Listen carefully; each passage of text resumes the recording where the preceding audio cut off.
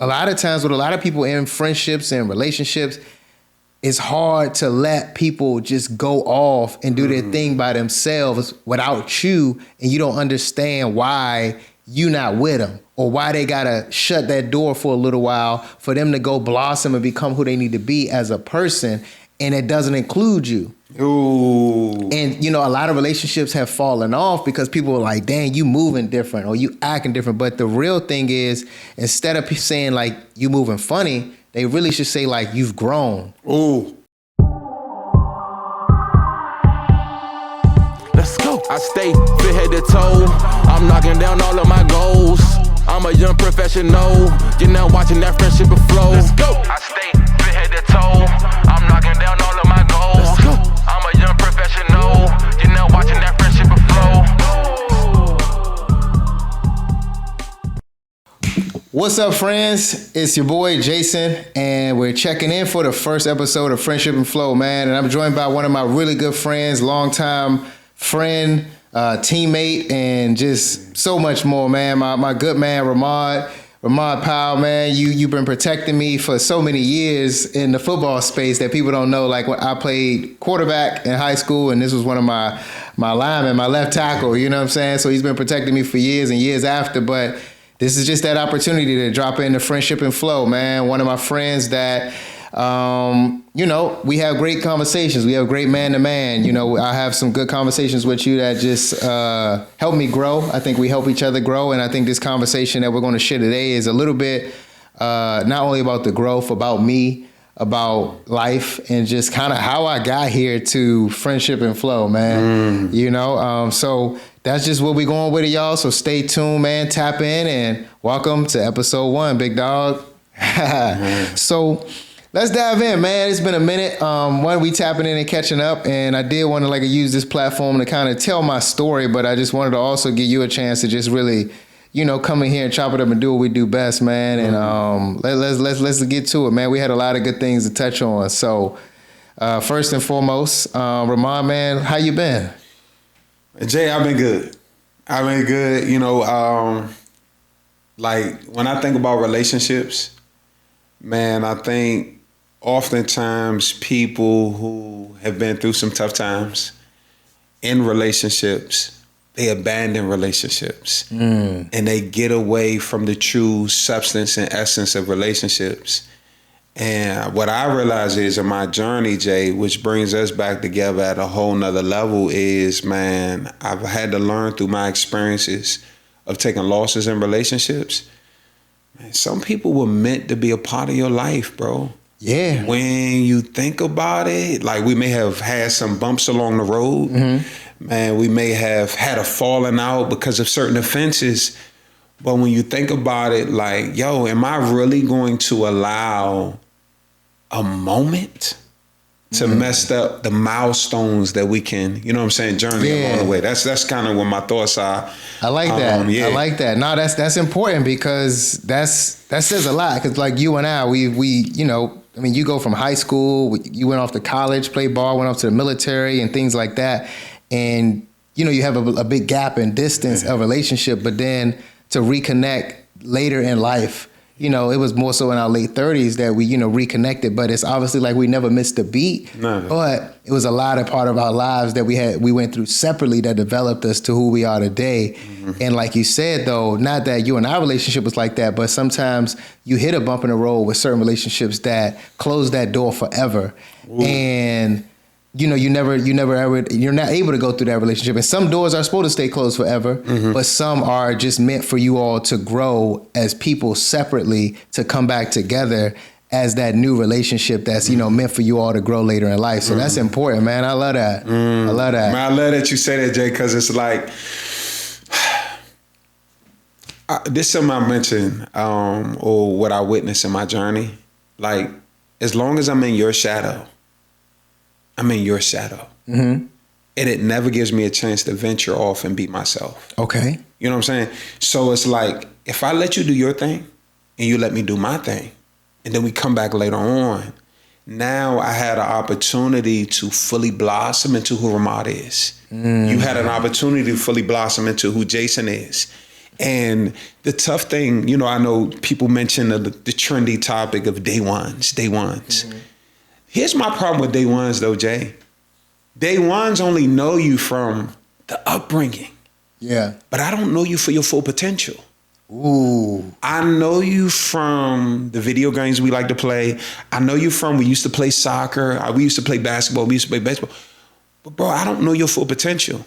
And the thing that I'm in admiration about with you, bro, just on some real, is the man that you've become after football. You were my quarterback, bro. I love you, fool. I was your O-lineman. Yeah. That was kind of the basis of what brought us together on a consistent basis. We had to go to practice every day, you know what I'm saying? Right. But like when I think about adulthood, bro, and all that you've done from Instagram, the comedy, just your space of influence and the many events that I went through, bro, I'm kind of, low-key, I'm gonna be honest with you, I'm kind of shocked, but impressed because the guy who used to call the huddles, Yeah. you ain't blocking, to where we are now, it made me realize that, have we really given our day one relationships an opportunity for the individual to blossom into who they fully are? Because sometimes in me spending so much time with you, I'm holding you back. Cause Jay, let's go to the happy hour, bro. Let's go to this, let's go to that. Jay, you in your heart, you might be like, yo, bro, I'm good. I'm trying to separate you, but my loyalty to you make me feel like I gotta be here. You know what I'm saying? You're preaching, man. So when I think about that though, Jay, and where we are today as brothers, man, like I'm grateful because who you blossom into, I've had an opportunity to learn more about you, even though I've known you since 15, 16 years old. Facts. Man, first of all, man, I want to say thank you, dog. That today's been warm felt. You already know. all the conversations today has been warm felt, man. But I want to say thank you. But I want to send that same love back to you, bro. Because we all took different paths, man. Like you going D1 playing ball, that was exciting for me to watch.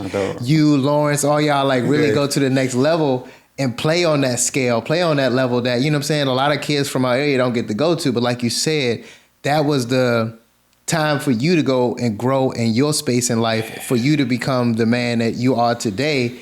And that a lot of times with a lot of people in friendships and relationships, it's hard to let people just go off and do their thing by themselves without you, and you don't understand why you not with them or why they gotta shut that door for a little while for them to go blossom and become who they need to be as a person, and it doesn't include you. Ooh. And, a lot of relationships have fallen off because people are like, dang, you moving different or you acting different. But the real thing is, instead of saying like you moving funny, they really should say like you've grown. Ooh, yes. You know what I'm saying? Yeah. And now, but that was a growth that you had to go through. And sometimes growth comes from good times, but it comes from hard times too, that you got to move on from your parents because they can't save you from every time you're going to make a mistake. You got to take that lump on the head so you can learn. You know what I'm saying? So I think just that part alone, like you said, just separation of relationships and understanding that it's not your time to grow with that person anymore. Whether it's now or later, it's just not your time. And maybe that time will come back, maybe it won't. But at the end of the day, you know what I'm saying? Everybody got to walk their path, man. So that was, I appreciate you, man. I want to say thank you, man, because I love what you're doing too, man. You're an amazing father, amazing man. You just, you bring you in those spirits that just like light up a room, bro. You're a big, good person. You've always been a big, good personality, bro. Outside of the football field, you have been like, you was like the big teddy bear, bro. On the football field, dog. Off the field, it's like, bro, are you the same guy? Like, no, really, like you wouldn't hurt a fly. But on the field, it's like, oh yeah, baby, let's get it. So, you know what I'm saying? It's all love, man. I want to say that, and I want to say, just thank you, bro. I really do just want to say thank you, man. And with that, when we talk about life and where it's been, man, I just want, at this point, I'm sharing my story with you, and I'm sharing my story with everybody. Kind of like how we got the friendship and flow, and.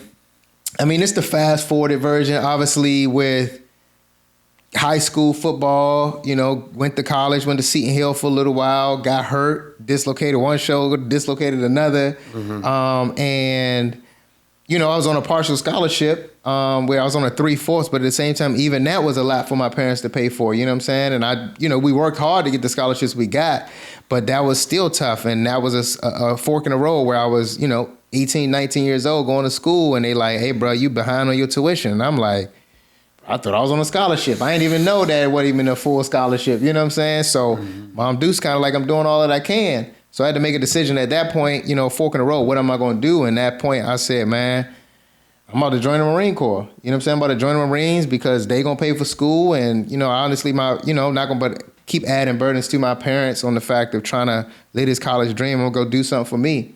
So, joining that, did that journey, did the Marines, traveled all over the world, had that experience which helped me shape my life in different ways and helped me so forth down the road. From there, came back, became a police officer at the Federal Reserve for a little while. If y'all don't know what the Federal Reserve is, please figure it out quickly because you need to know. But the Federal Reserve doing that, and then I hit that. This is where it got interesting. I'm out at Park having a great time. You know what I'm saying? 14th and Park or Park on 14th, whatever. That's a wonderful time. And during that time, that was 2016 when it was at the peak. It was the premier club, man. Left there, one too many or whatever. Called myself pulling over to, not drive. And little did I know, I was still in the road or whatever, and got pulled over the police and got hit with a DUI. You know what I'm saying? At that point, kind of stuck with this fork in the road where my police department is like, well, if you're going to take this to court, do what you do. But if you can't drive, you really can't work, right now because you can't get to D.C. So I'm fighting it. But at the same time, I'm stuck. So they gave me, an option to resign and kind of take, what I had from retirement for the 5 years that I had worked there already. Or I could have duked it out and see what happened. So I just, betted on myself and said, man, at this point, give me what I got and let me see what happened. Wow. And funny enough, my right-hand man, Ron T, was like, bro, what you gonna do? What you gonna do? I was like, bro, he was like, man, you need to rent out your house. And I'm like, rent out my house? He like, yeah, bro, just rent it out. I'm like, to who? Where am I live at? Like you ain't telling me no details. I know nothing about real estate, bro. I had just bought my house in 2014. I was just buying a house because that was a goal in my life because I didn't see that, from my parents and whatnot at the time. We always rented. So I always knew that, it was a landlord and we was the tenants. And that's all I knew. I didn't know about ownership. So I had, talked to people when I was in the police about that. So I went that direction. So he like, yeah, bro, just rent it out. I'm like, and do what? He's like, I got a property under contract that I can't buy because my DTI is too high and they not gonna let me buy because he already owned 2 properties at the time. Okay. He was like, bro, just buy it. I did not see this property. I didn't look at it. I didn't go visit it. Nothing. Signed on a dotted line. I'm buying it. So, using, I was still employed technically because I was suspended or whatever. And I used that as my leverage to, buy the property. So go in, buy it. And now I got to go find tenants. And he like, yeah, just find somebody to move in or whatever. I'm like, all right. And I'm like, at the time, it was this girl that I was kind of talking to. Her homegirl was a dancer. She was kind of like a model or whatever the case is. And I'm like, I didn't care who moved in, bruh. I just was like, I need some tenants and I needed a lease. Yeah. So I had them move in and boom, I was off and running. Worst decision of my life. I'll follow you with the models, bro. Hey, worst decision of my life. I'm talking about the first 3 months, they was already behind on rent. And I'm like this, oh, Lord. So I'm trying to cover 2 mortgages and I'm in the middle. I don't have a job. Mm-hmm. You know what I'm saying? I'm going off my savings or whatever. And that was it was terrible. But long story short, end up having to evict them later down the road or whatever. It was funny too how that happened. Ron T had to serve the girl the eviction papers, right? Why? We found out that she was doing a modeling photo, like runway photo shoot situation or whatever, right? Mm-hmm. And because I couldn't track them down. I couldn't, they wasn't getting no responses, this and the third. So I had Ron T go in there, take the serving papers into the modeling joint or whatever. And this is a true story. After it was all over, I'm in the cut. You couldn't see me. I was there, but I was in the cut. Ron T's been in the front row watching the modeling joint. Once it's all over, he walks up to her like, hey man, I really like what you're doing. I'm a producer, I'm a manager, this and the third. Like I would like work with you if you could, take this and get at me. He hands it to her. She opens, he was like, oh yeah, you've been served. Oh God. I was like, and then I get up and we walk out. I was like, hey bro, me and Ron T got stories. I'm gonna get Ron T on this show, bro. We got stories of when we was doing our Taylor Mills. But anyways. Screening and scening, leaving me on scene and responding. Hey, it was crazy. So long story short, I rent out the property. I eventually, obviously find a new tenant to rent it out. But during this time, we still figuring out what we're gonna do. Like, you know what I'm saying? I'm in between going to court. I'm like, bro, what we gonna do? He like, man, I think I can get, this guy. No, I ain't gonna say no names or whatever, cause how the story go. But I'm gonna get this guy to, I can get this guy to teach us how to flip houses. And I'm like, what? Like, bro, you in this real estate stuff is like throwing me off, bro. Yeah. And he's like, yeah, bro, I'm telling you, like, we could just flip houses, this and the third. I'm like, all right, bro. Mind you, 2 weeks after I got my DUI, why this fool get a DUI? Oh. Hey, no, but like he was at McDonald's right by his house. I don't know if he was pulling out or whatever case is, but they got, like, literally he was walking distance to his house, bro. Yeah, got a DUI. So now we both were just stuck, like, bro, how we both got DUIs? What we really about to do? He like, nah, I'm gonna get him to teach us how to flip houses. So we reach out to him and he like, yeah, man, I mean, I got you. Like, y'all gonna put in all the work, but I got y'all. So he gave us like 3 books to read. One was the book on flipping houses. The other one was called Flip. And it was another one I can't think of. But we just got to work, bro. We just got to work. We was flying to Cali actually with Sidbury. We was supposed to invest in this burger franchise called Burger Rim. All of this is a true story. We was on our way to LA to meet them. Me, him, and Lawrence. We all went out to this burger franchise that we wanted to bring to Maryland, that they refused to bring to Maryland, that they eventually, 6 years later, brought to Maryland. Wow. So that's, here nor there. We didn't obviously get the burger joint, and we went into flipping houses, and me and Ron T, like, we learned everything, dog. Like, I learned more the real estate side of literally how to look up houses, how to do comps, how to do this, and Ron T was more so the find the contractors, find investors, and put it all together type situation. So we did our first flip, and we both was obviously unemployed at this time. So we like, let's figure out let's do all of this ourselves and figure out how we can do it ourselves so that way in the future, can't nobody get over on us on a lot of stuff. So granted, we didn't do everything, but like the demo, little stuff, we working with the contractors, figuring it out one way or another, like how they do it. And then we was just like, we know the ins and outs. We know the ins and outs. And I mean, that was literally how we got started on our first, journey into this world. Man. And then from there with Snapchat and social media and things like that, me always posting the houses that we flipping and stuff like that. Eventually, people was like, man, you should, sell me a house, do this and third. And that's how I transitioned, because the dude that put us on, he was like, man, y'all don't need me no more, dog. Like, he was like, y'all need to like get your license, cut me out. Y'all done did it a few times already and do it. So all of that, man, I mean, granted, the story of Taylor Mills does not end well. We definitely took a long skid down on losses, on flipping houses, and it just didn't go as well. It was just something that was meant to happen, and we learned a lot from not managing it correctly. Sure. You know what I'm saying? Running your first LLC and just being an entrepreneur on the fly. We really learned the difference between working in your business and working on your business. It's 2 different things. Dang, Jay, you have, and that story, bro, is so much coming to me, bro. Sorry, man. It's so much. Nah. And I love it because for the average listener out there, right, we've come into some unique times where obviously when we think about education, you go to a university. But it sounds to me like y'all self-educated yourselves. We went to the university, the University of the Hard Knocks.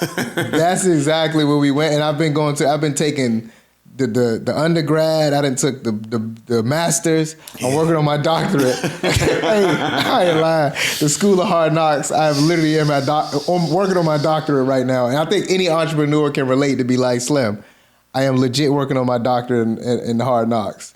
So when even that, Jay, like you think about how many people, they go to school and they look for security. Mm-hmm. They look for security, bruh.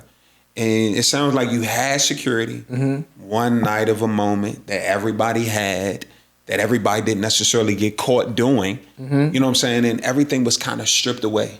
But just the mindset that you had, even when talking to your brother Ron T, of how to persevere. You know what I'm saying? Like, when you think about the people who are going through tough times right now, you know what I'm saying? Loss of jobs, layoff, whatever it might be.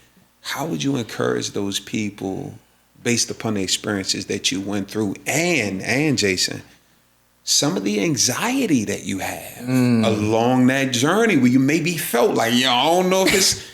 But ready to give up plenty of times. I think me and Ronnie, we both talk about this often.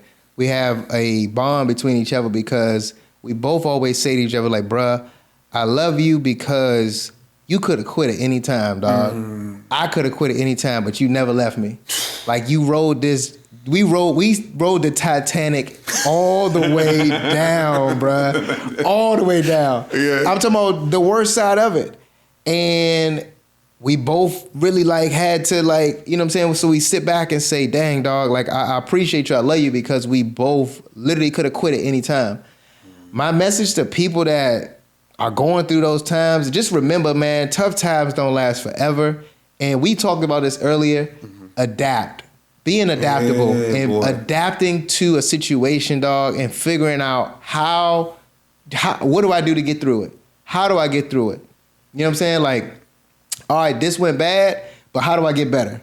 You know what I'm saying? How do I keep moving? How do I keep getting better? Or just understanding that it's a marathon. You know what I'm saying? At the end of the day, I heard Steve Harvey say this. He said, you know, you ain't having a bad day, you having a bad moment in that day. Oh, yes, sir. And you can let that moment dictate your whole day, or you can let that moment, you know, just be a moment. When you was talking about just how I was talking about perseverance. Yep. Perseverance and adaptability. So just being adaptable, bro. I would say that for me, during that time, it was just go mode, bro. It was just like, don't think about nothing. Just every day was in survival mode. It was. I will say, bro, as I think back on it now, it was a tough time because everything was just in survival mode. You was just trying to get to the next phase, just get to the next part to survive to the next part, and still try to live life in between. You know, have a little fun, go out, and the thing about it, like, literally faking it till you make it type status, because literally we will be out having a good time, but in reality we like, bro, we about to go back into this house and work until 2-3 in the morning. Wow. You know what I'm saying? Get out from one spot, wake up 4 or 5 in the morning, boom, let's get in here and do this work. And like, you know what I'm saying, going through the woes of bad contractors and bad connections and things not being done right, and you having to go back and not having enough money or not budgeting right. It was a lot of things that we had to learn on the fly that the professional flipper knew, and the professional, you know what I'm saying, person knows now, that the things that I know now of how to do the fix and flips and all of the things about real estate all came from trial and error. Nothing really came from, like, love it, the book. You know what I'm saying? It legit came from trial and error. It came from failing. You know what I'm saying? And one thing I will also put out there, that, like, you never really fail, bruh. You just learn. Wow. Like, you know what I'm saying? It's never a failure type situation. It's just a lesson that you learn to help that you grow through. You know what I'm saying? So that's one thing I could definitely say I took away from that, like, just because, you know what I'm saying, like, get up, like, dust yourself off, like, you scraped your knee, it's going to heal. You know what I'm saying? Like, you chipped your tooth, we going to get you a new one. Jay, feel me? You sending such a message, man, because, and I'm just being transparent myself, bro. Like, that's the part that I used to hate. How much I judge myself for a moment. Whether it was a bad progress report, a bad report card, whether I had a bad game, a bad practice, think about this, Jay. Mentally, whatever I did in that moment is lingering in my mind. I'm thinking I'm a loser. I'm thinking I'm a failure. But eventually I start thinking, I don't know if I can do it the next time. And that's what used to hold me back, bro. But when I hear your story, I hear something different. I hear a guy that, I made a mistake in a moment, but I persevered. I bounced back from it. So when I asked you that question, that's what I was kind of trying to get at, Jay. It's the mindset that you have, and I love your transparency in that, because you were transparent in admitting, I was surviving for a while until I figured it out. Literally. Because, we hear these stories of people, I was broke and then I became a millionaire. Right. But bro, what happened in the process? Like, how did you become that millionaire? How did you overcome that obstacle? Yeah. But the details you just explained, bro, that's what I'm grateful for, because I feel like the principles you learn, right? If I'm trying to be in real estate, you know what I'm saying? If I'm trying to build a brand, if I'm trying to, build a business, etc., people don't talk about the hardships. That's the thing, bro. Everybody goes from 0 to 60. Hey, 0 to millionaire.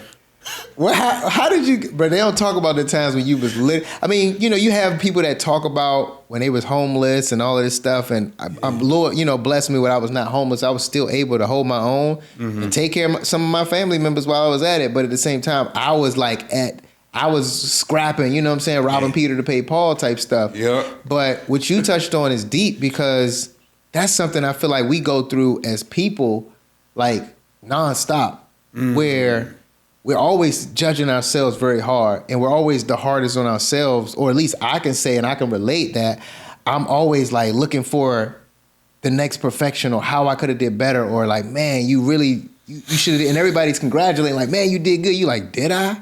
You know what I'm saying? You really just can't.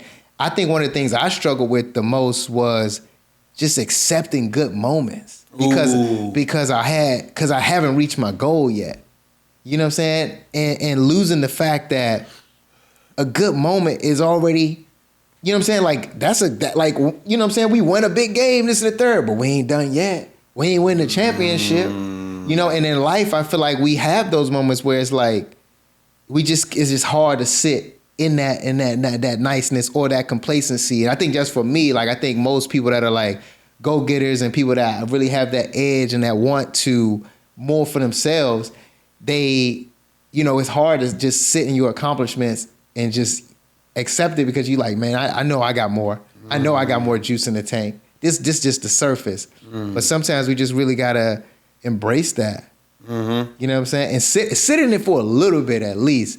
But like, you know what I'm saying? And not be so hard on ourselves, and give ourselves some grace. And I think that's the thing that I've been working on most, is like, bruh, you did do X, Y, and Z. Give yourself some grace, but also still be hard on yourself. Like, bro, but you was slacking. You was scrolling on your phone for 4 of those 6 hours. Get it together. You feel me? Jay, you mentioned something earlier about the word adapt. The word adapt. And, usually, bro, we talk about adapt when it concerns life throwing some adversity at you, some obstacles at you. But what you was just explaining is the ability to adapt even when things are going good. Yeah. You know what I'm saying? Yeah. Like how do Jay go to that next level? They talk about scaling businesses. Yeah. They talk about things are well. And I already know. We love to be in our comfort zones. Yeah. Oh no, I got this thing going. I can go out. I got enough to pay all my bills. I can splurge. But when I'm thinking about even your maximum potential, which even today, you know what I'm saying? We on a podcast, we having a good conversation. You've already been so accomplished even after that adversity. When I think about the word adapt, I hear in your heart, bro, you're still adapting. Yeah. No, I think what you say is, I think a lot of people go through is like, accepting the pats on the back. You know what I'm saying? Accepting that you have done certain things that people can look to you and be like, hey, bro, like, congratulations, you're doing your thing. And for me, I think I'm just so humble. Like, Bless you. Appreciate it. You know, thank you, man. But I'm no further, no better than you. You know what I'm saying? And I think that just comes from like my upbringing and my mom and stuff like that, where it's like, yeah, be blessed. You know what I'm saying? But be humble. And I think that's what keeps me going too, though. Like keeps me like, you know, here, but also it creates a ceiling sometimes that it's like, bro, you did a lot. You did a lot. Like, should you, you know, chill out? And then you have to have that battle between myself, like them both sides. And nah, bro, there's more. And it's okay to be humble. You know, like it's okay to accept where you at. So I think that's an ongoing battle that I just go through mentally. But I understand that, like you said, it's adapting with the growth of, hey, you are becoming more successful, but you know you're not where you at. So continue to keep pushing forward. But, you know, enjoy the moment. But don't sit in it too long. You know what I'm saying? I think that's in general, like in any case. You know what I'm saying? But I think that's helpful. Jay, so like let's go back. Let's go back to our high school days. Hey. The workouts, Coach Vaughn, Oxford Hill. Yeah. We trying to change the program. And one of the things, right, you know, former lineman. Yeah. Former lineman. When we used to run them miles around the track. Yeah, I remember. Miles around the track. Like, mentally. I used to hate I used to be so discouraged. And like when I think about the mindset of enduring. Like, nah, bro, after 2 laps, like you ain't tired too? Like that's how my mindset used to be, right? But when I think about even you in life, right, as a guy that I see who you probably have defied odds, and then you defied odds. And then you defied odds. And you're still going. I still see you as that guy on that track that I used to low-key envy, right? Like, how do you still keep going, bro? Like, you don't get tired? But it's like, I think about that mentality, right? It's, yo, Jay, what is going through your mind, right? In those moments where you're exhausted, where you're weary, where you maybe feel like giving up. Because some people, like myself, who admire people who are persistent, we question like, bro, was there ever a point where you were ever going to throw in the towel? Was there ever a point where you ever going to give up? So if you could talk to me, you know what I'm saying? I mean, bruh, I feel like everybody was out. We all wanted to quit. Right, okay. But the beauty of a team sport is, and being a team player, is that I can't quit, because if I quit, that lets you quit. Right? And that goes back to when you used to be one of the last guys because you a lineman, but I need you. We would go back and get you. You did. Like, hey, bro, yes, nah, bro, we not done until you done. You know what I'm saying? And that's how I feel like anything in life. You know what I'm saying? Like that was just a kid that didn't want to let his teammates down. You know what I'm saying? The same way you showed up even though you did not want to work out and be there. But at the same time, you as a kid didn't want to let your teammates down. That was just the foundation. That's why I love sports and just kids playing sports in general, or team sports, and learning what it is to become a team player. Because football is one of those sports that, like, I mean, I respect basketball because it's 5 men on that court that's getting it in. But on football, let one kid really miss his block. Hold drain over. Yeah. Can't do nothing. Yeah. So it's a real commitment to the team and team effort. So with that said, like, that endurance was built at a young age. Wow. And that's why I think kids playing sports is important, because it does more than just if you good or not or whatever the case is. It's something that it builds inside you as a man. So that's something that just carried me through life, because like you said, when you go to college and play ball, it's the same thing. You got a new team and people that you got to learn, but at the same time, you got to be there for your team. And then you go into real life and you join the military. You know what I'm saying? For me to join the Marine Corps, another team-only sport, because that's a team that, like, that's life and death. You know what I'm saying? And one wrong decision or one time where I don't feel like doing my job, you don't go home to your mama. Wow. You know what I'm saying? And I've seen it. So I think those things in life just the way the life just kept giving me my cards. You know what I'm saying? From there to police to this, to that situation, it's always been like, bro, you can't give up. You got a team that you got to take care of. And now I think in this space now, still you got friends and family that you got to take care of, but now it's just really taking care of me while taking care of those around me, but taking care of me. That's built that endurance that I feel like a lot of us have, because you got it too, dog, because we all been through situations time after time after time where we getting hit with left hooks and right hooks, and you like, bruh, I should just lay down and not get up, but it's something in you, that dog that's in you that's like, bruh, I can't lay here, bruh. I'm not dead. No, sir. So I'm not dead, so therefore I gotta get up. So I think that's the part that, you know what I'm saying, that's the part that has really, helped me persevere through just life in general, you know what I'm saying? So I'm a big advocate of sport. That's why I coached high school ball. I mean, I skipped over a bunch of other titles I did away, but my passion with coaching football was never for any, I volunteered for most of it for free, you know what I'm saying? Because it was not only to help kids and give back, but it was just that understanding of what this built for me and what it's going to build for the next set of kids, and how it helped transition your life. And it's nothing about, I didn't make it to the league, I didn't make it D1, none of that stuff, but it helped form and transition my life in such a way. So I think that was the biggest thing, bro. Nah, Jay, you hitting on so much stuff, cause obviously, I had a question and you pretty much just answered it, bro, because people are curious to know that thing that fuels you to keep you going. Because how do you go from good to great? How, even with athletes, right, who get these multi-million-dollar contracts, right?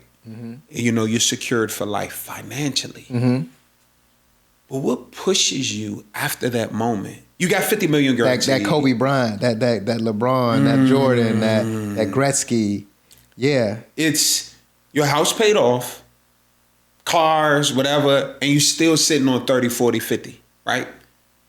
What keeps you going? Because when we were kids, it's you want to do well in school to get a good paying job. You want to do well in athletics to potentially make it to the league. And then there's a group of people, I guess, in adulthood, then this is the part of education that doesn't kick in till we become adults. Because school doesn't teach us this, right? No, life. School don't teach you life. It teach you how to fall in line into the society that we're in. Yeah.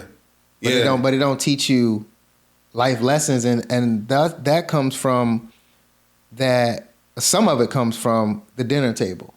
I talk big on that.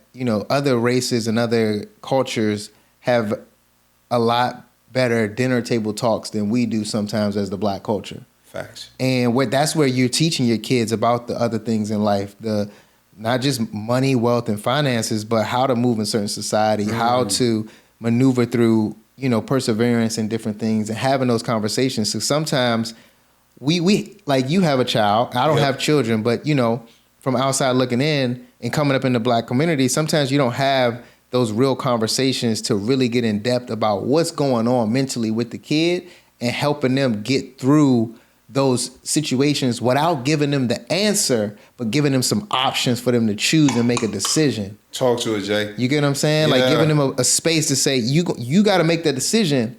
And when they make that decision, now we're going to talk about what was the outcome and what you learn from it and how they can grow. And those table talks, because those are things that help develop that person when they get later down the road. And we talk about relationships and people not being able to express themselves and not be able to articulate this and that because that's nothing that was practiced at an early age. You know what I'm saying? Or being able to express those things. I'm not saying you should be talking crazy or whatever the case is with your children and they should be talking crazy to you, not by any means. But it takes that conversation with a child to really unpack some of the things and help them articulate it. Because a lot of times you ask like, what's wrong? What's wrong?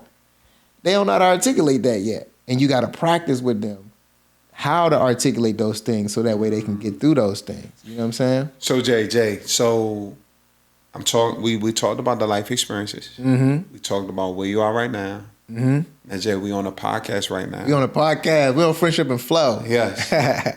But then we've also seen in that same breath of language, you've went back to Oxon Hill.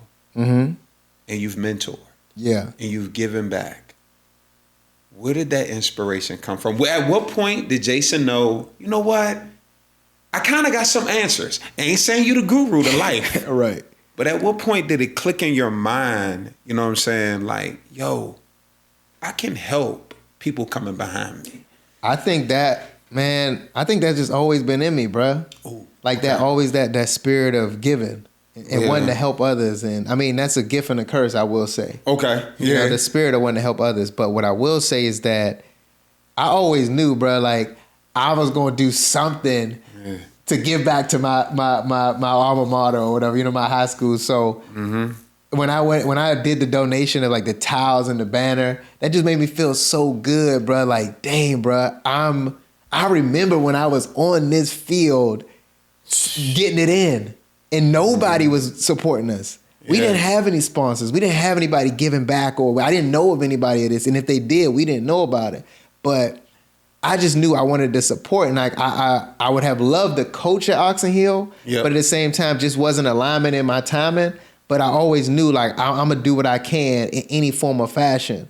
So the sponsorships and stuff like that was just like, you know, I wanted to do that, and I watched people like Lawrence give back and things. I was like, man, I'm gonna give back to the football team too. I don't care how I do it, because that was what built me as a Clipper. Because you and I both know, bro, we went through a time where we were like 0-10, 1-9, 1-9, and then we finally broke the mold and made it to the playoffs, and everybody went from you know, laughing at it as like, oh, y'all actually did it. Like, yeah, we've been in the mud. Exactly. And that wasn't even like, I mean, to some it wasn't a great season. To us, it was the greatest season ever. Absolutely. The greatest season ever, but it was the biggest like uplifting moment for us. Like, bruh, that's something that helped just our mindset in general of getting it out the mud and understanding that through hard work and perseverance, things will come through.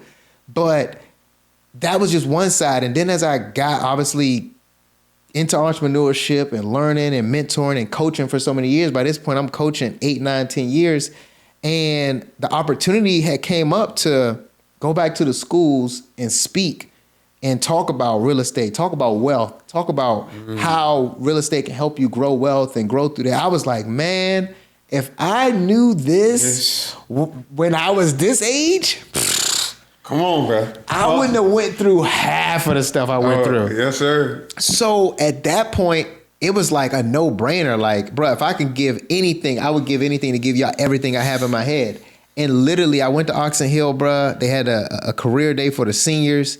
And I only had 4 kids coming there, but all of them were football players. But these 4 kids, 2 of them football players, sat in the front row, bro, and they picked my brain to death on real estate, stocks, wealth. And I'm like, man, they almost made me cry in that joint, because I'm like, bro, y'all 16, 17, y'all want all of this knowledge that I didn't even, they was like, all right, so how do I, like, all right, if I go to college, so should I buy a house like close to a college so I can, you know, rent it out? I'm like, bro, you on the right track, you know? And it was just so fulfilling to give back to them in that manner, bro. I was blown away. I was blown away, dog. And I mean, on that team, it was some people that went to high school with us that their kids are on that team too. Should talk to them. So it was just so fulfilling, man. I think that alone that was all I needed. I did free, like you could sign me up any day, because I just got that passion from giving back, because the School of Hard Knocks taught me, and somebody else gonna charge you, you know, $199 to learn this and I was like, bro, if I can teach these kids something that even if they don't learn it all right now, and they're able to take this and, you know, start earlier than I did. I started, late 20s? Y'all can start at 18, 19? Hey, Slim, I just hope that, you know, they remember that. Hey, man, I don't know dude's name, but I remember he came back to the school and he changed, you know, he gave me some gems that just changed my life. So I think for me, dog, that was the biggest thing, like giving back to that level, dog. So, man, but I mean, you was coaching at Oxon Hill too. Yeah. So, I mean, I know, like, to, you know, segue, take it off me for a second, where you gave back, you've been giving back too, man. It's not like, it's not like the one side of the show where it's just all been me, bro. Like, you've been showing love. So, like, you know, talk about that, man. Talk about a little bit, just not just the coaching side, but, you know, what that did for you and what made you want to go back and do that. So, Jay, give you a slight little backstory, bro. I was on unemployment at that time when I started coaching. You know, I say in prison to the 9 to 5. You know what I'm saying? Because I don't believe that just going to work, paying your bills is life. It got to be more than that, right? And so when I used to work for the Veteran Affairs, they did a layoff for HR, and I was a contractor. A couple million people on my team was laid off. I was blown because I already knew it was going to be some financial struggles, right? But my mindset, Jay, that was developed during that time was there's always good in some setback. It's always some good and some bad experience. But as humans, we got to search for it. Because I could easily choose to be like, oh, this ain't going right, this ain't going right. The only reason why you know it's not going right is because you're focusing on what's not going right. But what could go right? You know what I'm saying? So anyway, Jay got laid off at home, ex-wife pregnant, you know what I'm saying? Got a kid on the way, don't know how we're going to pay these bills. And I was sitting around the house and I'm depressed, bruh. Like, That's real, though. That's real. I'm feeling the way as I am about a man. I'm putting in hundreds of applications a day, ain't getting much back. And like literally sometimes, bro, we was living over by Branch Avenue Metro. Sometimes I used to have to leave the house and just go for a walk. Because being in the presence of just her, my son, who was a newborn, I felt the way about myself, bro, because I wasn't contributing. Unemployment ain't enough, bro. Hey, man, you got to that's a topic we're going to have to get into, man. That mental health side of it. But keep going. My bad. Keep going. No problem, brother. And so the fast forward things, what I did was by around like the springtime, I started going over to the Oxon Hill, watching them work out, this, that, and the third. Bro, it brought me fulfillment. Because what I started to do is, like we were talking earlier, I look back on who I was at 15, 16, 17 years old, and I knew, bro, we already done navigated that journey. You know what I'm saying? And so I was watching the kids, and I would give them some advice, you know, the linemen on, yo, when you pass it, do this. When you do this, do this. Long story short, staff was like, yo, we noticed you coming up here consistently. Because literally, I was doing it to get out the house. I ain't had no money, couldn't go to no bar, you know what I'm saying? And just escape. But I was going up to school, and that used to pick my energy up. Long story short, coach was like, yo, you want to coach? I was like, I mean, yeah, if y'all got a position. Man, start coaching, Jay, got on the YouTube, start going through position drills, all of that, bro. I love that part. So much fulfillment, and I got back into teaching, you know what I'm saying? And in those moments, what I realized is money's important. Yes. But what about fulfillment? What about the things that you do where you're not gonna make no money off of it? And so I went that whole season, Jay, from August, September, October, November. I coached that whole season, Jay. I didn't get a job again until January. But I'm going to be honest with you. I got laid off in May, June, July, August. I had fulfillment every single day, even though my debt was accruing. Was getting letters in the mail saying, if you don't pay your rent. I've been there. You know what I'm saying? But daily, I was experiencing fulfillment. So, Jay, it taught me something about life that school couldn't have taught me. Man. It was, yo, even when you're going through tough times, if you find the good, and the good for me at that time was I could barely pay my bills, ex-wife probably looking at me some type of way, but coaching, bro. Coaching them kids, seeing them develop on a daily basis, bro. That was the thing that I was looking forward to. Oh my God, man, you preaching to me, dog, because that's the same feeling I got from coaching. And like you said, I was definitely going through it in some hard spaces where life wasn't great. You know what I'm saying? Another failed business. I was in landscaping. It was failing, but I was coaching. I was like, even when I was flipping houses, I was in DC, I was coaching.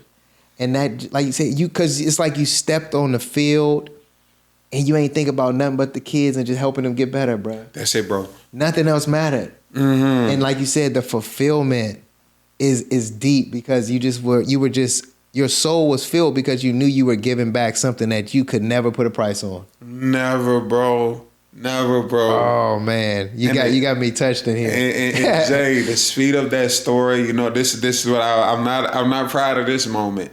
So, you know, obviously you put enough applications, eventually you're gonna get a job. So I finished that season. The next season, I get a job. It's back in the 9-to-5 space. And this is crazy.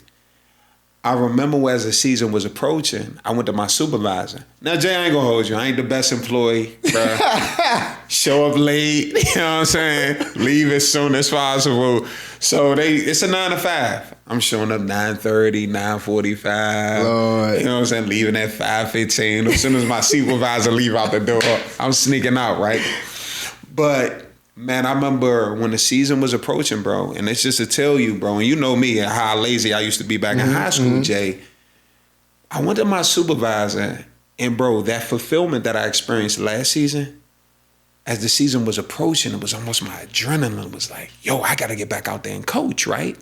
And the coaches, they sent me on the group chat, and they was like, yo, you going to coach this year? I know you got a job. I was like, don't even worry about it, bro. Like, I'm going to adjust my schedule. I went to my supervisor. I was like, listen, because, you know, Oxon Hill, we get out late around like 4 o'clock. So I mapped it out, and I'm like, yo, if I work 6 to 2:30, I can get over by the practice field about 4 o'clock. I went to my supervisor. I had that meeting with her. She was like, now, mind you, I told you I'm going to work 9:30, 9:45. She was like, Powell, you ain't going to get here on time. I was like, no, seriously. Like, can I come here at 6 and get off at 2:30? She was like, if you can make it. Bro, that whole week, because she used to come in about 6:15, 6:30. Every morning, I beat her into work.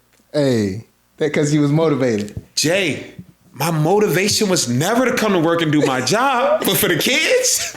I love that, though. I'm waking up early, bro. You got to find something that just gives you the extra. I love that, fool. So what makes the story bad, Jay, after about a week, she has a team meeting, and she's like, yeah, we got people in here who think they can just change their schedule.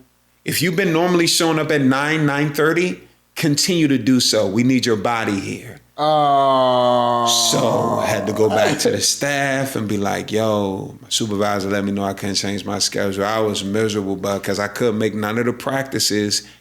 And so that whole season, you know what I'm saying? I used to show up to the game, but it wasn't the same. It's tough. It's tough. Oh, man. I understand, though, man. Yeah. But you know what? What did you learn from that? Man, I learned never to put my destiny in the hands of another person. Never, bro. I'm still trying to figure out how to be self-owned. I thought you was gonna say I can show up consistently on time to work, and then maybe they'll give me some grace. He said, "Never put my situation in nobody else's." Yeah. I respect it. But no, Jay. Don't get me wrong. As you said that, if my habits would have shown up earlier, correct, she probably would have had no issue. Yeah, but it's the abrupt change.